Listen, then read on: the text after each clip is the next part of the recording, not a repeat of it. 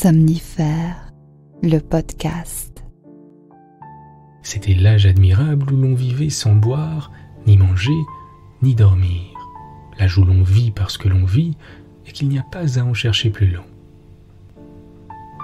Bonsoir à toutes et à tous, nous sommes le mercredi 22 juin et Somnifère vous emmène ce soir à Montmartre où deux artistes fauchés tentent de survivre entre Petit Larcin et Système D. C'est une nouvelle amusante de Georges Courteline intitulée La Pendule. Et juste avant cela, une séance de relaxation pour relativiser et calmer les inquiétudes. Je vous souhaite une excellente nuit et maintenant place à notre séance de relaxation. La séance de relaxation.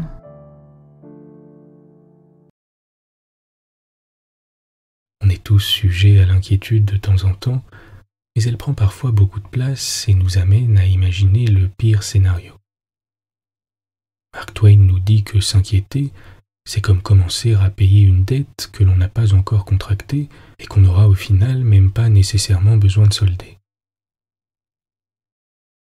On projette nos craintes dans un futur hypothétique, alors qu'en réalité, la quasi-totalité de nos inquiétudes ne se réalise jamais. La plupart du temps, le sujet même de nos inquiétudes ne vaut pas la peine d'y consacrer tant d'énergie. Quelle est la dernière fois que nous avons imaginé le pire scénario et qu'il s'est réellement réalisé? Et quand bien même, est-ce qu'on ne traversera pas cet obstacle comme on l'a toujours fait dans le passé et comme on le fera dans le futur? Si vous êtes inquiet ce soir, dites-vous simplement que sera, sera, advienne que pourra. Acceptons simplement de ne pas avoir le contrôle sur tout et souvenons-nous que tout finit toujours par passer. On va prendre ensemble le temps de refermer ce mercredi. On met toutes nos préoccupations de côté dans un petit tiroir de notre esprit et on s'abandonne tranquillement sur le matelas. En prenant le soin de bien relâcher les épaules, la mâchoire,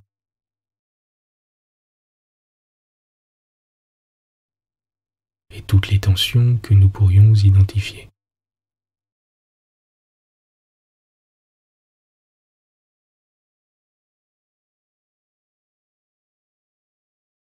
Dans un premier temps, on va prendre une première inspiration en comptant jusqu'à 4 à l'inspire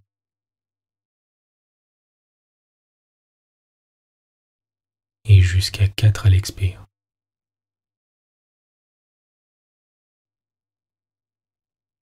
Je vous laisse répéter l'exercice pendant une petite minute. On compte jusqu'à 4 à l'inspire et jusqu'à 4 à l'expire.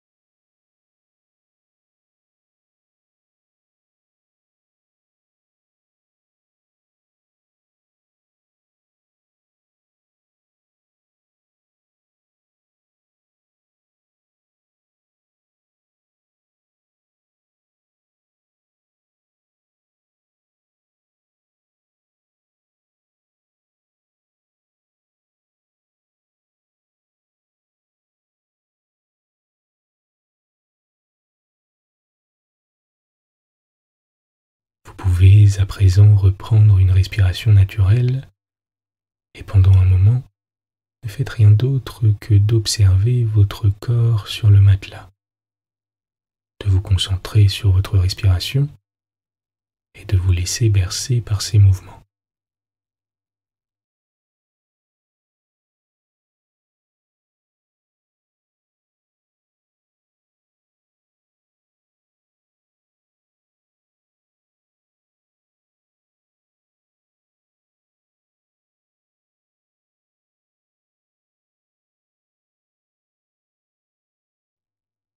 Vous êtes calme et détendu. L'histoire du soir. Georges Courteline, La pendule. La Merlette. Il demande si je connais la Merlette, s'écria mon vieux camarade le peintre Théodore Modruc, de la même voix qu'il se fut écrié « Il demande si j'ai vu les moulins de Montmartre ou entendu parler de Christophe Colomb. » La Merlette. Mais sache donc ceci, malheureux enfant que tu es. C'est que nous avons, lui et moi, fait ménage ensemble 3 ans.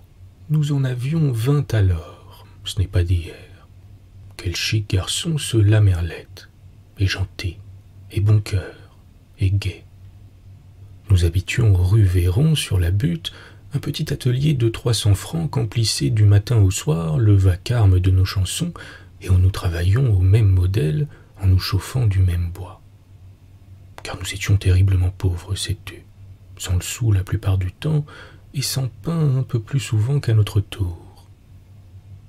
Sans pain, fis-je.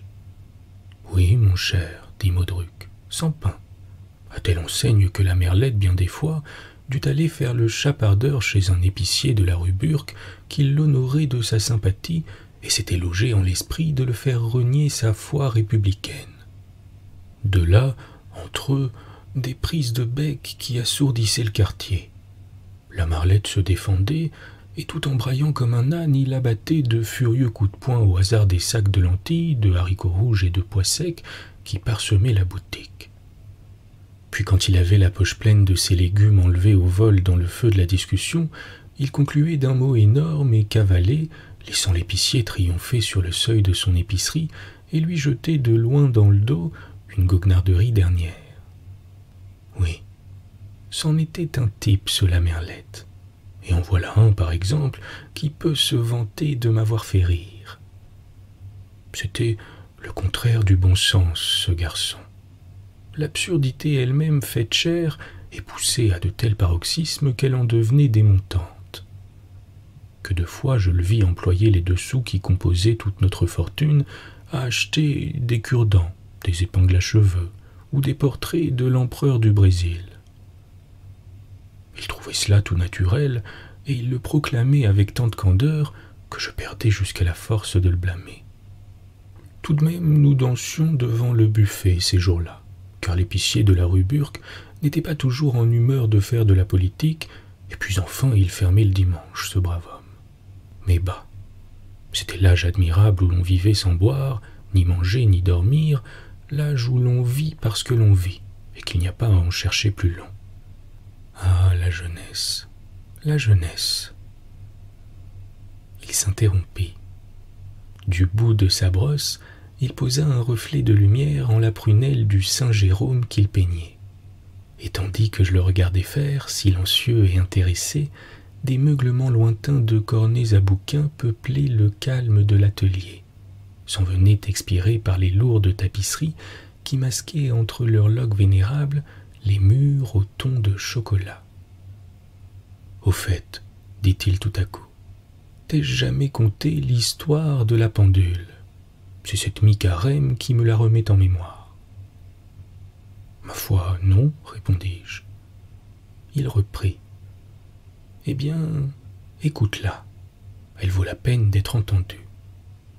Cela se passait justement un de ces jours d'effroyable dèche qui occupait pour nous tant de place dans le mois.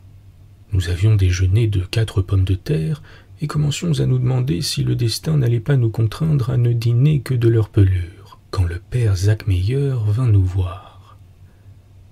Ce Zachmeyer était un vieux fripier de Montmartre qui vendait et achetait de tout, depuis des dias apocryphes jusqu'à des fers à repasser. Il fit le tour de l'atelier, inspecta sans souffler mot la nuée d'études et d'ébauches qui en habillaient les murailles, et finalement déclara « Tout cela ne vaut pas un clou. Bien sûr non, ça ne le vaut pas. C'est sec, ça manque d'intérêt, et ça sent le pompier à plein nez. Ah là là, en voilà de la sale peinture. N'importe, je suis un brave homme, je ne veux pas être monté pour rien. Qu'est-ce que vous voulez de tout ça ? » 1200 francs, dit la Merlette. Zachmeyer ne s'émut pas, il dit tranquillement. 1200 francs, Je vous en offre 4 louis. » Nous acceptâmes aussitôt. Jacques Meyer, sur un coin de table, nous aligna donc 4 jaunets. La Merlette de sa main droite les chassa dans le creux de sa main gauche, puis dans les profondeurs ténébreuses de ses poches, où on les entendit s'abattre l'un sur l'autre avec le bruit d'une grêle d'or, après quoi il dit gravement : « Il faut employer utilement un argent qui nous vient du ciel. Nous sommes aujourd'hui lundi gras, c'est bal à l'opéra demain, nous allons nous offrir ça. Il y a trop longtemps que ça me démange. » Au mot de bal, le père Jacques Meyer était devenu attentif. « Parbleu, fit-il, voilà une admirable idée, et véritablement vous jouez de bonne heure. J'ai chez moi un stock de costumes variés qui sont les plus jolis du monde et qui vous iraient comme des gants. Je vous les céderai pour un morceau de pain, histoire de vous rendre service. » Tout de suite, ce fut affaire faite. Jacques Meyer se chargea nos toiles sur les épaules et nous le suivîmes à sa boutique où nous choisîmes 2 costumes, 2 ignominies, 2 saletés rongées de vermine et d'usure qui valaient bien 30 sous la paire et qu'il nous vendit 20 francs pièce. Encore jurait-il hautement qu'il s'imposait un sacrifice et que nous serions des sans-cœurs si nous ne lui payions pas l'apéritif. Quel vieux filou! Nous le lui payâmes cependant, enchantés de notre acquisition, et tout à l'idée du plaisir que nous procurerait le lendemain. Ce même lendemain, à 8 heures, un coup de sonnette me mit sur pied. Je me vêtis en prenant soin de ne pas éveiller la Merlette, car le lit nous était commun comme tout le reste, et je me trouvais, ayant ouvert, en présence d'un garçon de recette qui demandait : « Monsieur Modruc ?»« Monsieur Modruc, dis-je, c'est moi. » Il continua : « Je viens pour toucher un effet. »« Un effet ? » ?»« Oui, monsieur, un effet de 25 francs. »« Il y a méprise, m'écriai-je. Je n'ai souscrit d'effet à personne. Voulez-vous me permettre de voir ? » ?»« Voyez, monsieur. » Et il me tendit le billet. Je lus : « Paris, 1er décembre. Au 1er mars prochain, je paierai à monsieur Matraque, tailleur ou à son ordre, la somme de 25 francs, valeur reçue en marchandises. Signé Théodore Modruc, 11 bis rue Véron. » Ah misère, c'était pourtant vrai, et je me souvenais enfin. Oui, il était bien de moi ce billet, souscrit à 3 mois d'échéance comme à une date illimitée, un jour que s'était fait sentir de façon un peu trop pressante la nécessité d'une culotte. Et je contemplais atterré ce misérable bout de papier, cette loque graisseuse surchargée de griffes et de paraphes, escortant le même avis fatal qui se venait abattre lourdement au milieu de notre petite fête comme une grosse araignée dans un plat de crème. L'homme me regardait en souriant. À la fin, il me dit : « Vous n'avez pas les fonds. » Je protestai : « Si, je les ai, mais j'aimerais autant les garder. » Il eut un geste vague. Je demandai et enhardis : « Et si je ne paye pas, qu'est-ce qu'on me fera ? » ?»« C'est bien simple, répondit-il. On vous prendra votre mobilier. » Entendant cela, je paye, dis-je. Et ayant en effet allongé 25 francs dans tout le désespoir de mon âme, j'en allai prévenir la Merlette. La Merlette bondit du lit comme une fusée. Les yeux hors de la tête, il me saisit au col, m'abreuva de reproches, me traita de voleur, de canaille, de concussionnaire. Il dit que je payais mes dettes avec l'argent des personnes, et que jamais il n'oublierait un tel excès de déloyauté. Là-dessus, il mit son pantalon et tomba à une prostration silencieuse. 20 minutes, il erra à travers l'atelier, rêvant, mâchonnant ses rancunes, faisant halte de temps en temps pour compter et recompter dans le creux de sa main les 18 francs 6 sous qui nous restaient en caisse. Toute une tragédie intime que je guignais du coin de l'œil en piquant d'une pointe de couteau un morceau de boudin qui chantait sur le poêle. Nous déjeunâmes face à face sans échanger une parole. Mais comme je pliais ma serviette.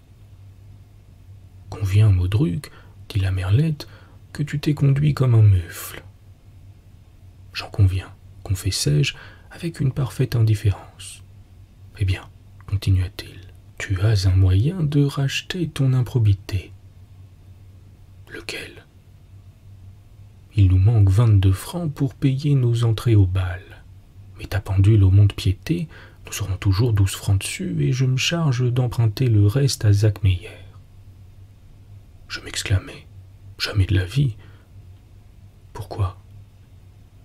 Est-ce que tu te fiches du monde, une pendule que maman m'a donnée pour ma fête, et qui est le luxe de l'atelier ? Ça ne fait rien, reprit la merlette. Mais là, au mont-de-piété tout de même. La façon dont je hurlais non, avec un geste qui sabra le vide, équivalait à un arrêt. La merlette n'insista pas. Sur la table débarrassée, je juchai un moulage en plâtre du disco-bol dont je me disposais à faire une étude peinte. Et pendant un instant, on n'entendit plus rien que le grincement aigre du fusain sur le grain de la toile tendue. « Modruc, mets ta pendule au clos, » dit soudain la merlette qui me regardait faire en me fumant sa pipe dans le dos. « Tu m'embêtes, répondis-je. Je t'ai déjà dit non. » Il souffla une bouffée de fumée et continua. « Mets-la donc au clou, ta pendule. » Impassible, il me dit. « Tu ne veux pas l'y mettre ?» Du coup, je me bornai à hausser les épaules, déterminé à ne plus répondre. Mais lui froidement prit une chaise, et 20 minutes durant, sans qu'une seule fois il s'interrompît pour reprendre haleine, il me persécuta, m'obséda, me larda de la même phrase sempiternellement rabâchée et marmottait à mon oreille en lamentable faux-bourdon. « Modruc, mets ta pendule au clou. Modruc, mets ta pendule au clou. Mets ta pendule au clou, Modruc. Dis, mets-la au clou, ta pendule.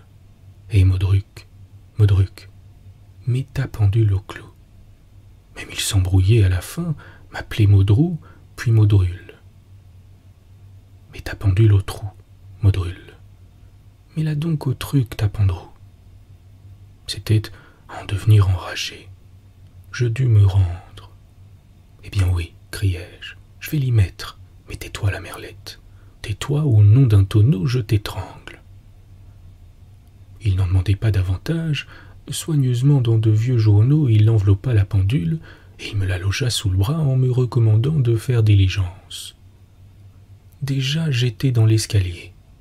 « Il y a un clou rue Fromentin », me criait la merlette accoudée sur la rampe. Je dégringolai la rue Germain-Pilon quand quelqu'un me barra la route. Je levai le nez et je vis... Non, devine un peu qui je vis. Maman. Maman elle-même, qu'un hasard amenait en course dans le quartier. Ah, c'en était une de malchance. Elle était très gentille, maman, en ce temps-là. De 10 ans plus jeune que son âge et grosse comme 2 liards de beurre, mais maîtresse femme, je t'en réponds. Et entre les mains de laquelle, tout grand gaillard que nous fussions, papa et moi, nous ne pesions pas lourd. Elle dit « Ah, te voilà, toi. Il faut que je te rencontre pour savoir comment tu te portes. Pourquoi n'es-tu pas venu nous voir tous ces temps-ci? Qu'es-tu devenu? Qu'as-tu fait? Puis ce n'est pas honteux, à ton âge, de ne penser qu'à l'amusement. Va, tu es bien le fils de ton père. Ta tante me le disait encore hier soir. » Et patati, et patata. Elle m'étourdissait. Vainement, je tentais de placer un mot. Voyons, maman, voyons. Peine perdue. Elle allait toujours, et les passants se retournaient, amusés, et surpris un peu d'entendre ce carabinier appeler maman d'un air d'écolier pris en faute, un petit bout de femme qu'il put prendre entre 2 doigts et mettre tranquillement dans sa poche. Enfin, pourtant, elle se calma et consentit à se laisser embrasser. Puis, « Que tiens-tu là » demanda-t-elle. « Ce sont des livres, » répondis-je avec une agréable audace. « Oui, une véritable occasion. L'histoire des peintres primitifs en 3 volumes que je viens d'acheter chez un bouquiniste. » Des livres, dit maman très flattée. Est-ce que tu deviendrais raisonnable? Moi là-dessus, je voulus faire l'intéressant et je commençai de me dandiner, disant qu'on s'était fort mépris sur le fond de mon caractère, que j'étais le monsieur le plus sérieux du monde avec mes airs de me ficher de tout, que le travail avait toutes mes veilles, etc., etc. Et juste comme j'en étais là, voici tout à coup, aux stupeurs, que l'histoire des peintres primitifs sonna 3 heures sous mon bras.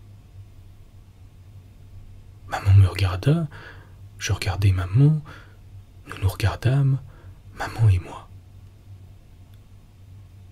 Oh dame, je crus à une calotte. Pour ce qui est d'y croire, j'y crus, car je lui savais la main leste. Mais sans doute mon air idiot la désarma. Et avec un haussement d'épaule. S'il est permis avec une barbe pareille d'avoir aussi peu de raison. C'est ma pendule qui est là-dedans. Oui, maman. T'allais la mettre au mont-de-piété, je parie. Oui, maman.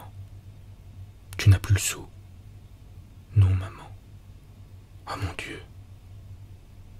Ce fut tout. Elle tira sa bourse. Tiens, voilà 2 louis, grand serin. Tâche au moins que ça te profite. 5 minutes plus tard, je réintégrai l'atelier à la manière d'un obus. La merlette, criai-je. V'là 2 louis. Et voilà aussi la pendule. La merlette n'y comprenait rien.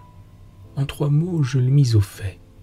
Alors, nous nous prîmes par les mains et nous nous mîmes à danser comme 2 énergumènes embraillant à tue-tête. Vive la vie, vive la joie, vive le père Zachmeyer, vive la mère Modruc.